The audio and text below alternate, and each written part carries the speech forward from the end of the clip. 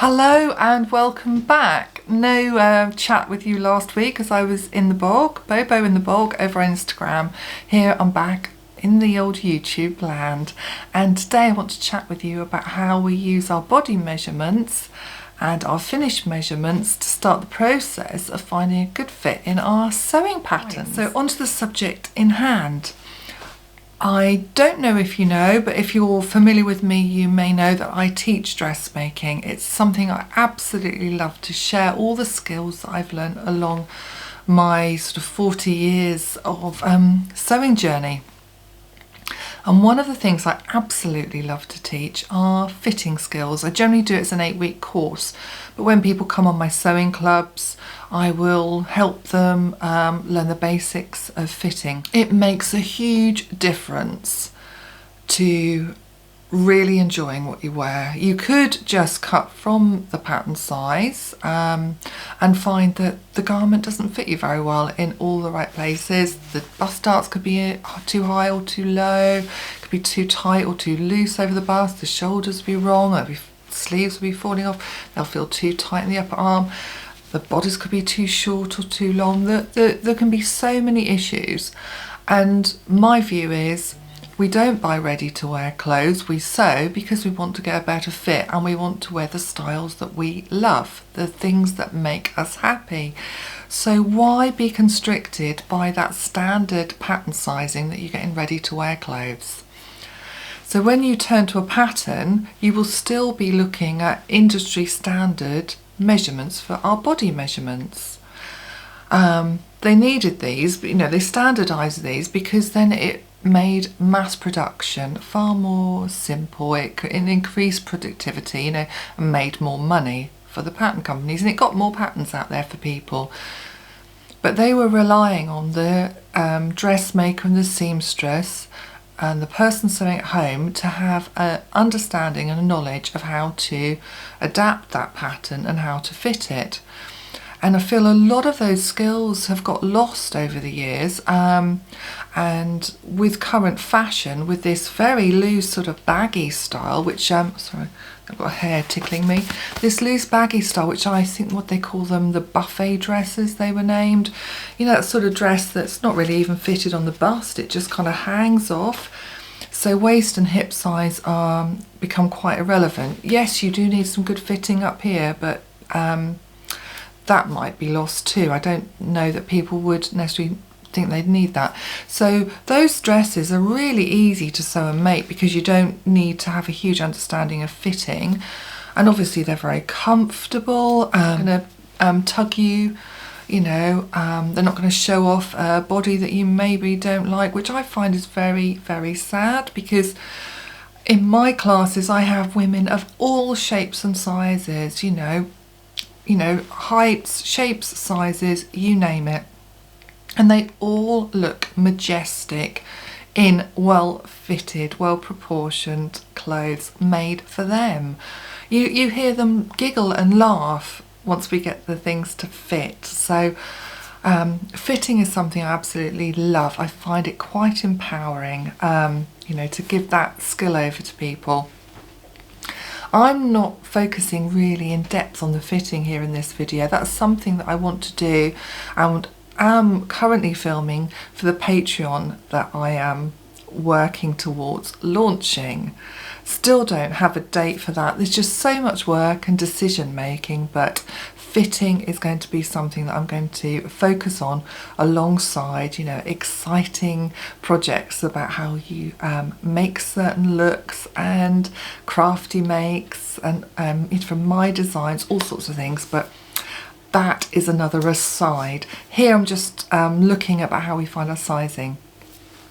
So the idea for this chat came about from when I was picking up this pattern, which I did show you a few videos ago. It's a new one that I bought in the recent McCall's sale, and this is a really lovely 1930s dress. Now I decided I was going to make a 12 for this the other day, which I still haven't done, but I got out the pattern pieces and I was looking on the back of the pattern for my size, and then I knew that I would find the finished measurements inside, or I'd have to measure the pattern. I'll talk about that a bit more in a moment. But when I looked on the back of the pattern, I don't know if you can see this, but I will do some overhead shots. The finished measurements were down here. Now generally on a pattern, I'll hold up this Butterick one as an example, the only finished measurements you get are something really random that isn't very useful. And on this one is the finished back from the base of neck. That's not going to tell me which size I need for my bust, my waist and my hips, is it? This pattern has bust and waist. It doesn't have hips, but it has bust and waist. It's a really helpful starting point, because when I'm picking this up in the shop, I want to know that I've got the right size pattern, because some patterns, Vogue especially, they'll go up from I think 8 to about 14, and then you have to buy the 16 upwards, so you buy 2 different patterns, and heaven help you if you stride the 14 to 16, because you need 2 and it's expensive. But you want to be able to look at the finished measurements without getting all the tissue out of the inside of the pattern, because they're not going to allow you to do that in the shop. So that information is really important on the back. So I mentioned my thrill about the finished measurements being on this pattern on my Instagram, put it on a post. And Amy, who's Almond Rock Sews on Instagram, she was the previous editor of Love Sewing magazine, and she now works for the Simplicity McCall's UK as their brand ambassador and doing all their marketing. And she immediately replied to my story and said that the bust, waist and hip measurements are going to be standard finished measurement sizes on all McCall's, Simplicity and Butterick sewing patterns this year going forwards. So that's really good news. So that's something I wanted to share with you. I thought that was brilliant, because it's going to make it a lot easier for choosing the right pattern and finding the accessible information quickly. So why do we need this information? Well, first off, we start off with our body measurements, so we have to measure ourselves accurately. Again, that's something I will be going through on my Patreon, about how you accurately measure yourself. But once we've got those body measurements, we need to then see how they relate to the garment when it's finished, i.e. when it's sewn up, whether that garment's going to be too tight for us or too big. And we also, might be jumping around sizes. We might have say a size 14 for our bust and an 18 for our waist. Yeah, so we need to know if they are the exact ones that we need as our starting point for cutting out the pattern or tracing the pattern, as I do, at the beginning of our fitting journey. And obviously if you're going to just jump in and just cut out your fabric, well, it's helpful to have a bit of a clearer starting point, isn't it? That we know something that's designed to fit us. So we have these body measurements, and then the finished measurements include wearing ease and design ease. Now, the wearing ease is what we need for comfort. It allows us to move in the garment. So there will be a standard 1 inch to 1.5 inches allowed for the waist.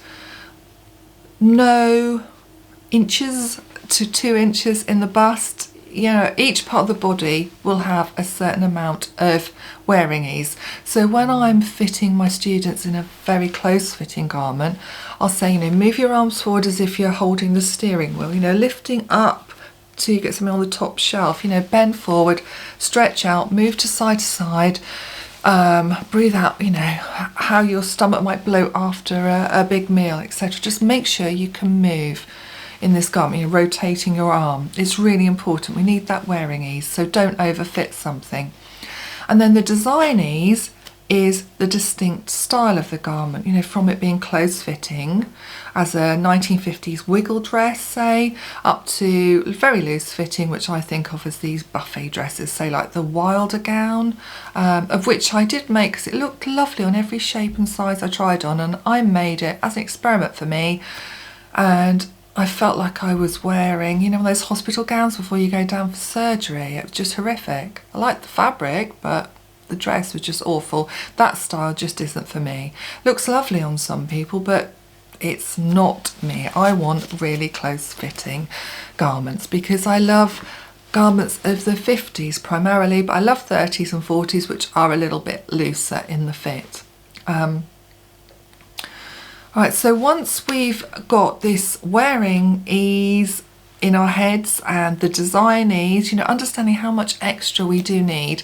So my waist is a 32 inch, so I'm going to need my finished garment to be at least 33 to 33 and a half for comfort on the waist. Does that make sense? So I would use my body measurements, find my size on the pattern. So on this McCall's one, I'll show you here what I did. The McCall's, they show the waist measurement. My waist is a size 18, the 32 inch. But when I come down to the finished measurements for the waist, it's 35 inches. Well, I don't want 3 inches of ease. That's just too loose for how I like to wear a garment. It's probably right for this design style, you know, because it's a bit looser, but I like to bring them in a little bit.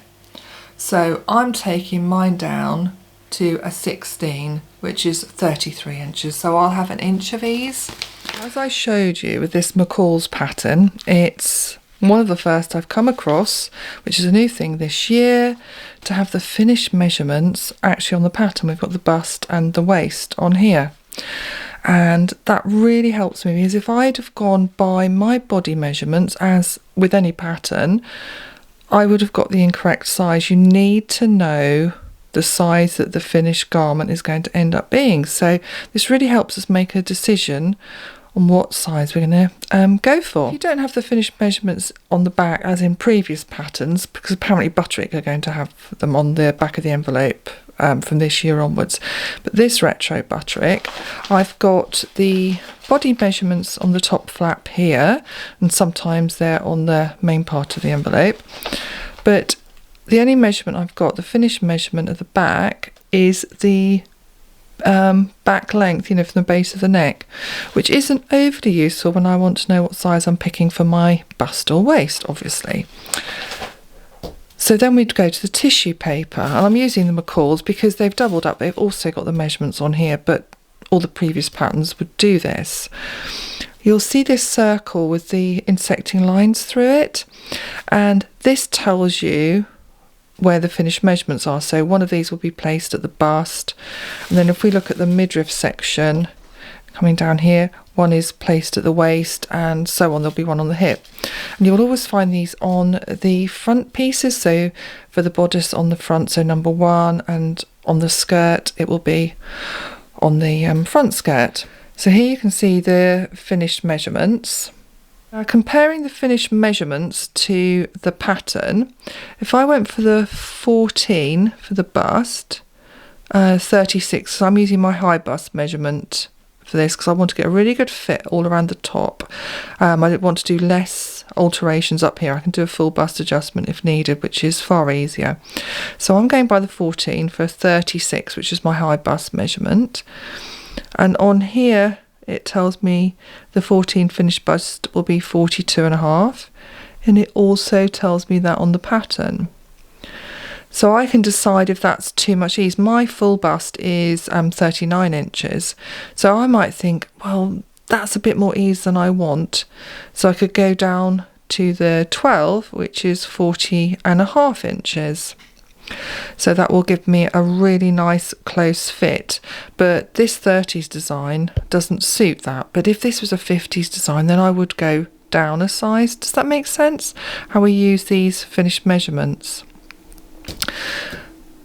Sometimes on the pattern it will tell you what the amount of ease is, but it's simple maths to work it out, the difference between your body measurement and what the finished garment is. If I'm not happy with that ease, I can always play with the seams, and if there were darts or pleats, play with those. But if there's seams, there's 4 seams, I could gain a half an inch by sewing those seams at 3/8 of an inch rather than 5/8, because that's gathering 2/8 on each of those 4 seams.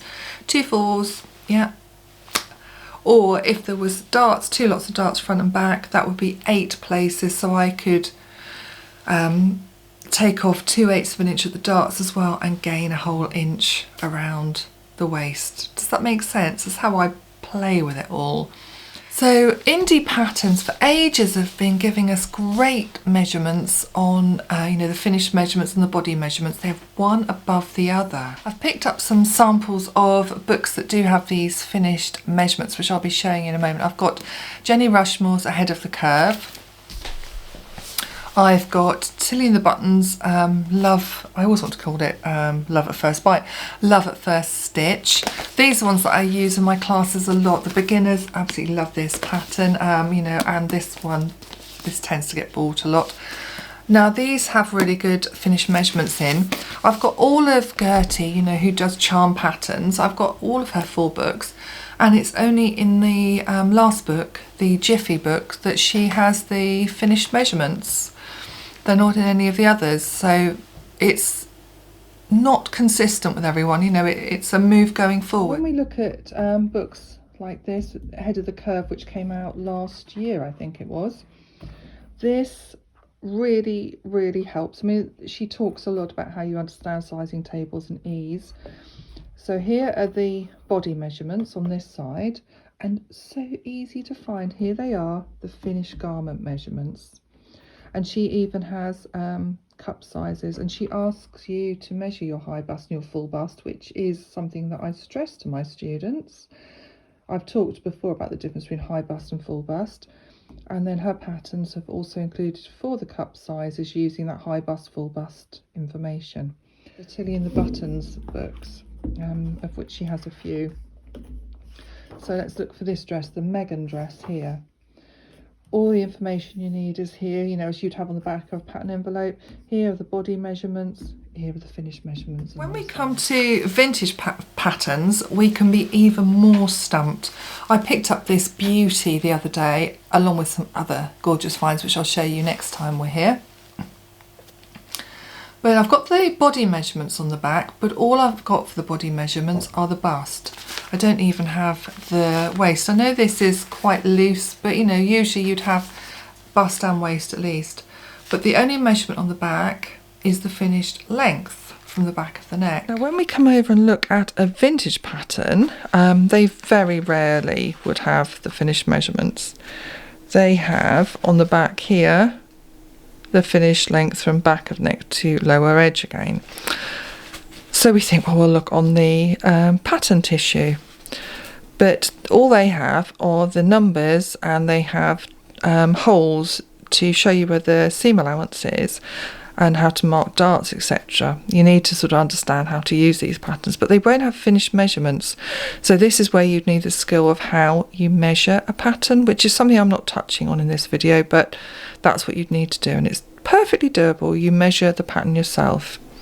Now, as an aside, when I opened up this pattern, because I hadn't opened it up because I only bought it the other day, there's 2 of these beautiful adverts in here about sewing with pure silk, Perivale sewing silks, and I think they're just absolutely delightful. There's 2 of them in there. I think I might be framing one or putting it up on my notice board. I think they're really beautiful. So you can see with the vintage patterns you do need a few more skills, but they're all doable. And if you want to sew and enjoy this fabulous pastime and making your own wardrobe, then it's essential to learn these skills, isn't it? And that's why people like me love teaching you how to do them.